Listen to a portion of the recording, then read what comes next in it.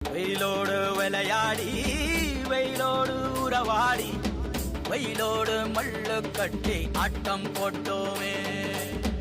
எண்டூரு நரிவூரு கருவேலங்காட்டோரோ அத்தான சுத்தி சுத்தி வட்டம் போட்டோமே.